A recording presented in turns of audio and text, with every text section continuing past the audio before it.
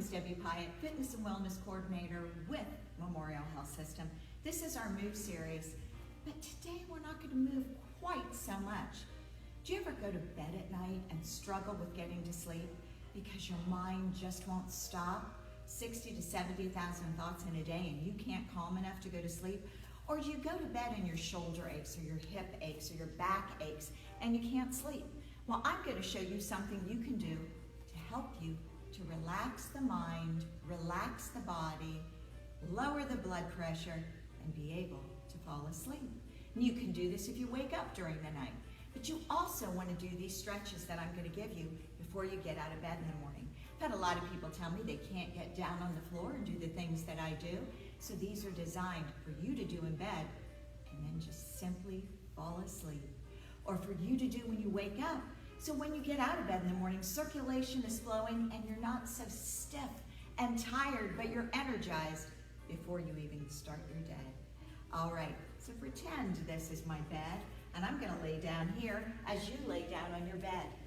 We're gonna do something called diaphragmatic breathing, which if you're vocally trained, you already know what that is. If you're not vocally trained, you might not know how to do that. It's the way that the body signals from the brain to relax tight or tense muscles. It's a way to get mental clarity and peace and stop all the confusion in the mind, and it's a way to lower the blood pressure. So we're gonna lie down, roll those shoulder blades under, palms up, heels are in, toes are turned out and relaxed. And when we inhale, we want the belly to balloon out. When we exhale, we want it to squeeze in. You also want to be aware of any tension in the body, and as you exhale, focus on releasing it, melting into that mattress. So we inhale,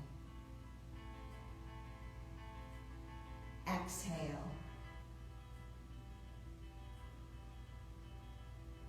inhale,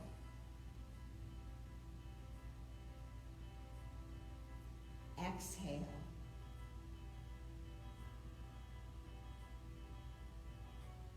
inhale,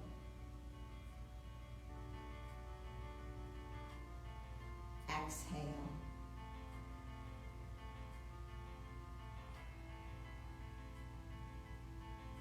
all right.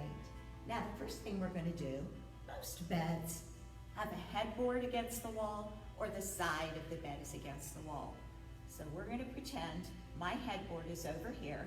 I'm going to move towards that wall and I'm going to show you how you can get great health benefits by putting your legs up against that wall or that headboard. So the best way to get in that position is to move with your hip against the side of the wall. The outside of my leg is against there. And then I lie back and I swing those legs up. Palms are up, shoulder blades rolled under, legs are up. Now the Mayo Clinic, the Cleveland Clinic, any yoga instructor is going to tell you the great health benefits you get from elevating your feet on the wall like this. This is called an inverted position in yoga. All day long, whether you're seated or standing, the blood pools down around the ankles and the feet. Now we're reversing that flow. If you have swelling in your feet or your ankles, this is a great way to alleviate that. Now it might not happen the first time you do it, but as you make this part of your nightly routine, you're going to see a difference. So legs are up here. We want them straight as our flexibility will allow. And your ultimate goal is 10, 15, or 20 minutes. I never recommend anybody do that when starting. 30 seconds, 2 minutes, that's great. And over time you progress and you keep your feet up there longer and longer. But even a couple of minutes makes a huge difference. Body is relaxed, legs are up. Now we're going to take that right leg and pull it slightly forward. Now if you can't get a hold of it with your hands, you use a belt, you use a bath towel, you use a resistance band and put around it and you can pull it in. Again, keeping as straight as your flexibility will allow, and we're going to add ankle circles. The ankle circles need to be as big as you can get them and slow. This is helping our range of motion and strength in the ankles, which is going to help alleviate some of that swelling and tightness, but it's also going to improve your ability to balance. And and that leg goes back against the wall, left leg comes out, and ankle circles. Stretching the hamstrings. Tight hamstrings make a tight back, so this is going to help alleviate the tightness in your back that might keep you awake at night or make it very difficult for you to maneuver when you get out of bed in the morning. And the leg comes down. To get out of this position, we're going to bend the knees, roll to the side, bring that arm out, and roll up. Now, I'm going to lay back down on my mat. You are on your mattress. And we're going to pull one knee into the chest, other leg stays straight out on the mattress. Get those shoulder blades down and shoulders away from the ears. If you cannot pull your leg in like this, a belt, a resistance band, or a bath towel, right here under the leg, you pull it to where you can get it. Pull that in, releasing the hamstring, releasing the hips, feeling that in the glutes, and that is going to help relieve tension in the back. And let's change legs. Pulling it in as close as you can get it, but then pushing those shoulders down. Don't let them pull up towards the leg. Push them back. Melting into that mattress. Make sure you're not holding your breath or shallow breathing. The deep breathing we did at the beginning is exactly what you want to do right now. Deep breaths in and exhale. All right, now we're going to pull both knees in. And again, bath towel back here, resistance band, or a belt. We're going to pull these knees towards the armpits. Now, the reason that I have you separate the knees is because we all have tight hips. What happens when we get tight hips is we shorten our stride length. When we shorten our stride length, we no longer maintain the balance to stay upright. Our body has spent years and years with a longer stride length, then all of a sudden we have tight hips, we shorten it, and our body doesn't know how to balance in that position. So open those knees, apply some pressure against those insides of the legs and pull those knees apart. Now you might be all the way up here and that's pretty tight right there. You stay there, but deep breathe so the body does send a signal for those muscles to relax, and you work that range of motion over time. Now let's do some ankle circles. Ankle stability is a key to maintaining balance and lowering the risk of falling. If we're not moving those ankles throughout the day, they're going to get stiff, they're going to lose their range of motion. You step on a stone on the sidewalk, you're not going to have the ability to recover and you're going to fall to the ground.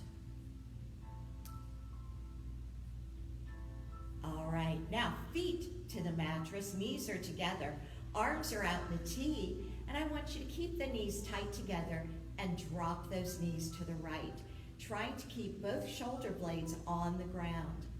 Now you should be feeling this in the love handle area, the upper hip area, the gluteus medius, and the outer thigh, across the waistline and the abdomen. If you cannot get the knees all the way down to the mattress, lay a pillow there and just rest them on the pillow, but keep the knees tight together. Make sure that you breathe and you're pressing shoulders down into the mattress. Now bring the knees up to center, but we're going to stop there and let the spine realign into a neutral position before we transition to the other side. Knees are tight together. It's very common that one side you have better range of motion than the other. Shoulders are down, deep breathing, feeling that stretch. Signaling the body to relax if you're going to sleep, or stimulating circulation if you're ready to get up in the morning so you can move more freely. All right, knees back up. Our last one today, we're going to take our right ankle across the left knee. Again, if you can't get it there, we put that strap around the thigh and around the shin, and we pull that leg in. Otherwise, that ankle crosses over, and I'd like you to take both hands and push on the inner thigh to push that leg open. Not on the knee, but the inner thigh. This is opening the hip, releasing the hip flexor, releasing the outside of the hip, so our stride length can go back to where it's meant to be. Now, if you're flexible enough, I'd like you to lift that foot up off the mattress and pull that knee in towards the chest. Palms are facing upward because we want all the energy from the belly button downward. This is opening up the hip, the outer thigh, the gluteus medius, and taking pressure off of that sciatic nerve, which causes a lot of achiness and a lot of sleepless nights. Keep that leg at a right angle. Don't point the leg up. You're going to have a greater stretch by bending that knee than putting the leg straight. Pull that leg in a little farther if you can. Make sure you don't hold your breath. Your range of motion will increase over time. And take that foot down. Uncross that leg. Other ankle goes over. And again, we're going to apply gentle pressure on that inner thigh, opening up that hip, opening up that gluteus medius, that outer thigh, and opening up the pressure that's on that sciatic nerve. Breathe. If you can, you're going to lift that foot off the mattress, palms flip up, arms relax, and you pull that knee in, really opening up that area. Now the sciatic nerve, a lot of times the pain is located right here, and it's just a terrible achiness like a toothache. But it can actually locate anywhere from there, down the side of the leg, past the knee, down the side of the shin, all the way into the ankle. It can be pain just in the ankle, or just in the knee, or just in the outside of the leg.